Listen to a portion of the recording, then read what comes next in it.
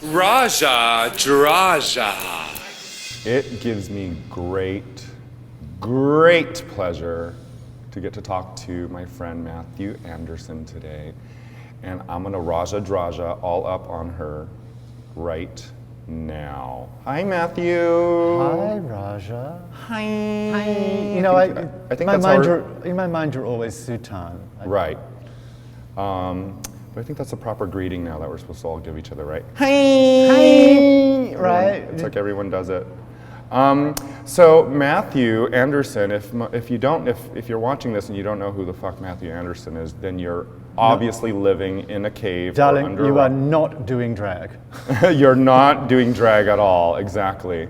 And I say this because because Mathu has a career that just spans I don't even know where to begin. Go ahead, just say it. Decades. Super duper superstar makeup artist, worked with the likes of Janet Jackson, TLC, Gwen Stefani, and now very famously with RuPaul, and that's just kind of how I've always, that's one of the most legendary things to me. I studied makeup in Australia, and basically I was just trying to get out of Australia, and I was just waiting for tears. It's like, and as soon as I got my Vogue tear, my Harper's Bazaar tear, I was like, see you later. Oh my God, you have a Vogue tear. That's how legendary you are. You have a tear in Vogue. Well, I might have a tear in 17 magazine. I screwed up my American Vogue credentials. Because I used to do Anna Wintour's hair.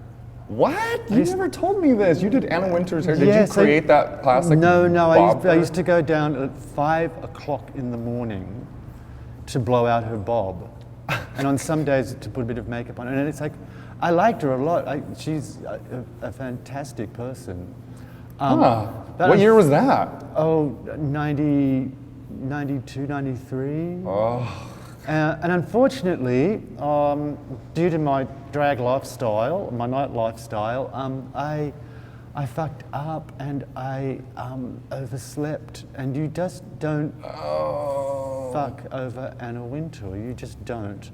And the flowers were flying and the apologies were profuse, but it was basically it. Oh, damn. It was a shame, because actually her kids really liked me. I bet kids really love you. I'm so great with a sock puppet.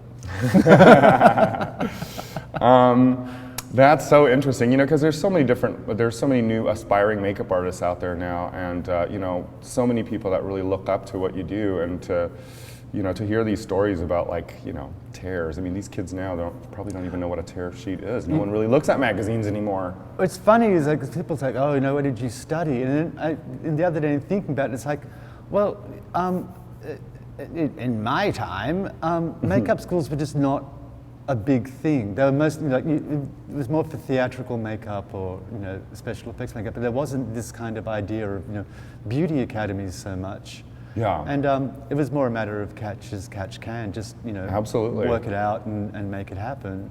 Well, it's like any art form. It's really it's more trial and error, I think so. People are like, show me how you do it. And it's like, I don't even know how I do it. Put a little bit of this and a little bit of this. Right. And people, it's like, oh, you're so talented. And it's like, a God-given talent. It's like, I love God.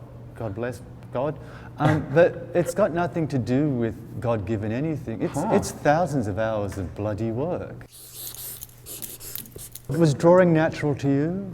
It is now. It's second nature to me. I mean, what I'm doing now, I usually do at one of my favorite places here in West Hollywood, Eat Well. It's this little sort of diner place that puts white paper on the table and crayons, and I can just sit there and just talk to my friend like I'm doing now with you, and just draw, and I just don't really think about it. I've had that experience at Eat Well with you.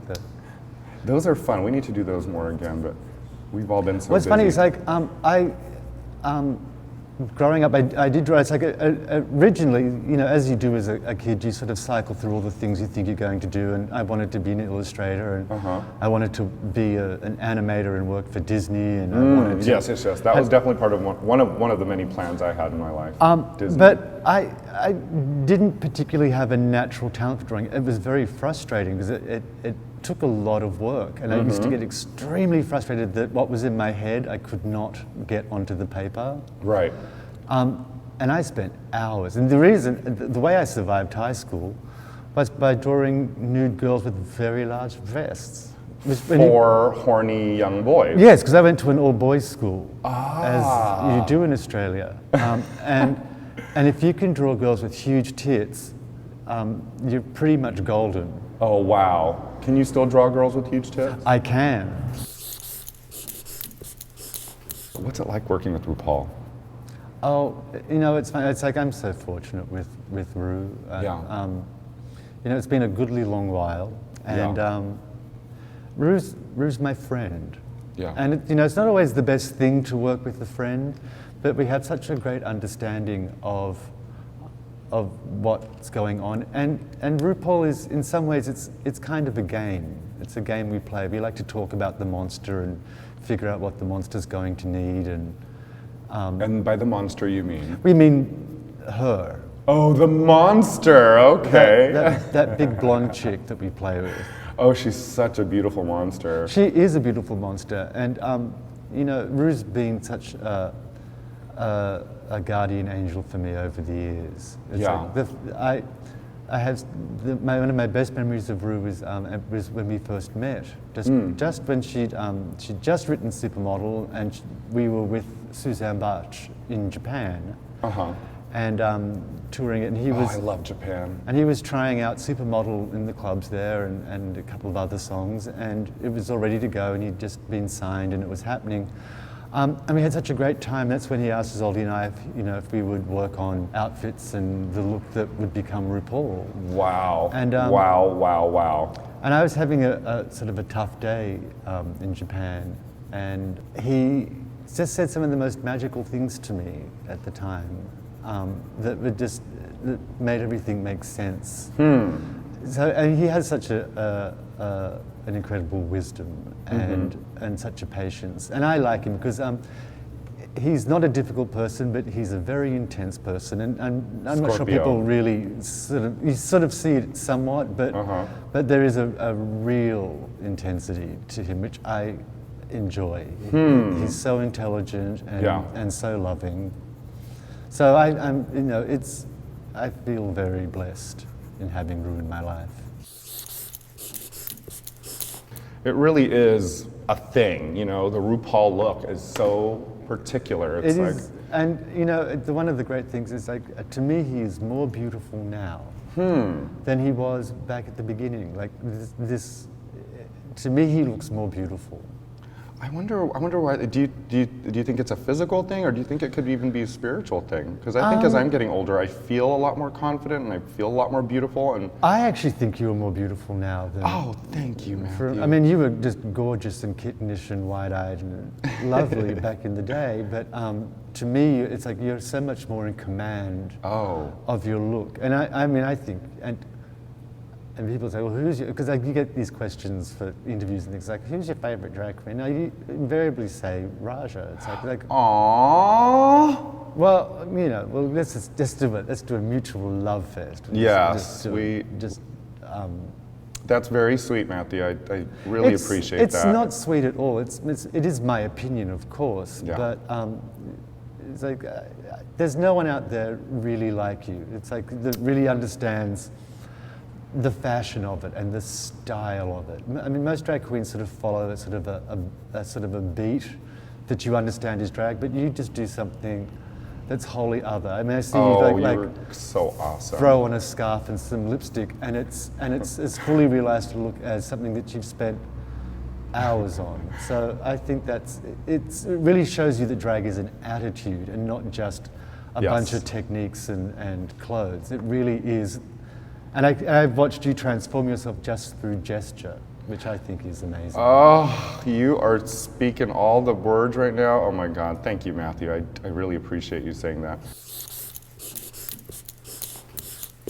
What kind of music do you listen to? Oh, isn't that funny? I tend to have a bit of a guilty pleasure. I think Ru asked me this question once. He said, what's on your iPod now? I know. It's funny, it's like, I don't listen to music a lot, which I know people find peculiar. Actually, You don't find it calming while you're getting ready or while you're working at home? Sometimes when I'm getting ready, I usually find a glass of white wine much more calming. Oh, that we do have in common. I love some Pinot Grigio. I'm a scurrier when I'm getting ready. I like to scurry from room to room. Then I like to lie down and have a cigarette between, a lash. Oh, yeah. I do that too. I love to, and it's one of my favorite things about drag is the getting ready part. Oh, yeah. I'm sure it's not so much for you these days since it's... Well, I have my moments. I have moments where I just really love, like you said earlier, the ritual of it. I love that, the fact that, I just beautifying and...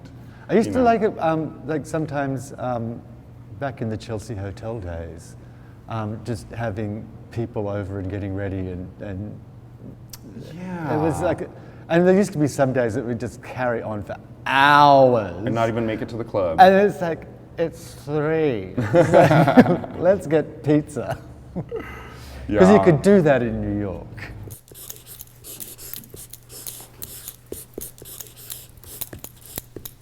How do you feel about people asking you about makeup tips? Because I'm always a little funny about that. And this is going to be awful. It's like, it's that thing is at this point it's like I know they're excited and I get it. It's like you're all excited and it's all sort of woohoo. And I remember like when I used to talk about makeup. Yeah. Frankly, I don't give a damn anymore. And I've become a bit sort of curmudgeonly and tetchy in my old age. It's sort of like it's like oh, sod off. Yeah. It depends, and it's really like it's how you ask me and when you ask me. I don't mind up to a point, but. There's such a sort of a gimme culture. It's like, gimme, I want your wig, I want your makeup, I want to know what you're doing. Exactly. It's like, can't you just sit back, and enjoy the ride? I just feel like there's millions of tutorials out there now. And I know, and it's like, how do you do that? And it's like go to YouTube and type in the question, and there's chances are we're going to probably do it about the same as everybody else, It's like, he's like, that's how I found out how to block eyebrows. Is I just went and did it, because figure it out.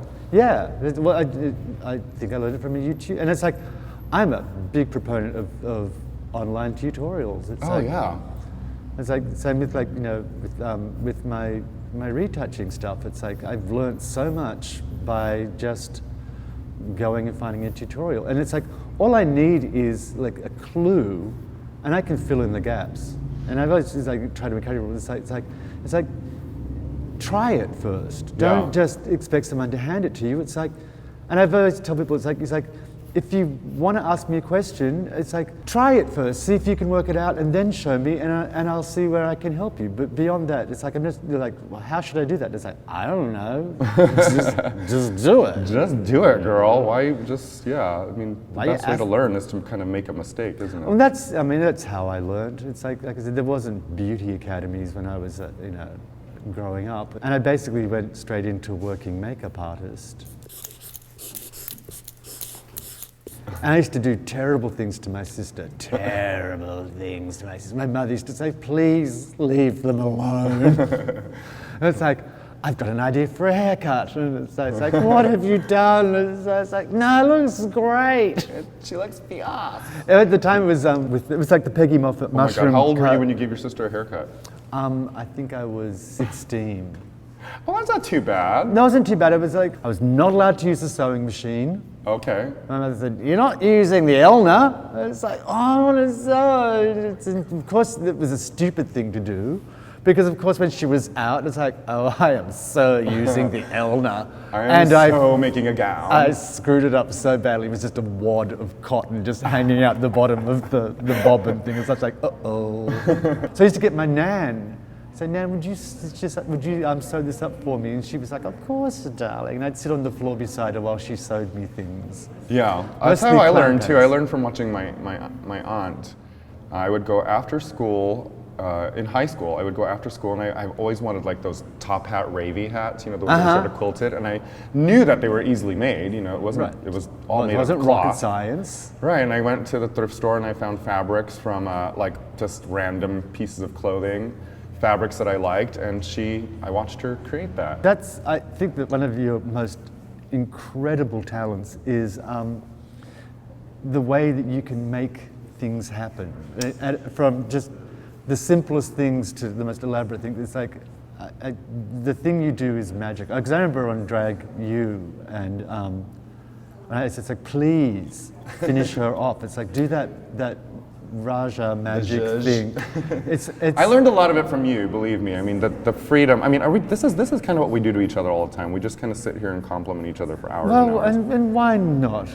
I could sit here and critique you. Yeah. Oh, yeah. Please. And that would be good. That's called good television. If I just rip you a new one. Yes. Yes. Yes. Yes.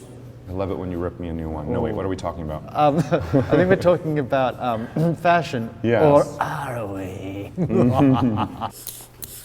Social media, although annoying, can be wonderful because I do get to watch what you do, and it's so much, it's wonderful for the world to get to see what you do. And in the large part, it's been a positive thing. This morning I was just, I loathe you all. Oh yes, I read that. You weren't feeling it. I was feeling it, and it's like, and when I think of how much I pull my punches, I think like, oh no, you can't say that. Not on, not on social media. Well, you have your big show, your big opening. Your big opening will be where you'll be exposing yourself and your artwork to so many people who appreciate it, and it's happening this week at World of Wonder. And I am going to be here. I thought I wasn't going to be able to be here because I've been bouncing around so much, but I'm so excited for you, and I'm so proud of you because this is something that you have thought about, but now it's actually happening. You're excited. They held the gun to my head and said, do it, and I said, okay. I think, honestly, you have such a huge fan base and people love you that it's going to be absolute pandemonium here. I'm going to get here early so I can be on the red carpet. Hopefully I can get some photos with you because you'll be a busy bitch. And what am I going to wear? Dress me, Raja. Oh, really? Oh, yeah. Come over. We'll do white wine and I'll dress you. I'll undress you and then I'll dress you. Oh. Yes, God. Yes, God. Thank you so much, Mathu. Oh, you know what? I got to sign it first. Oh, yes. To Mathu. That's my name. Don't bear it down. Oh, that's an O, isn't it? Oh, Mathu. I do have a thing for moths, so that actually sort of works. Moths, twins, and serial killers. You're all of the above. That's the name of my new book. There she blows. Look how beautiful. It's good, you can keep it. And I actually, even though you can't see me, I actually look like that at this moment. Right now. Right yeah. now. Except you've got no pants on. No. None.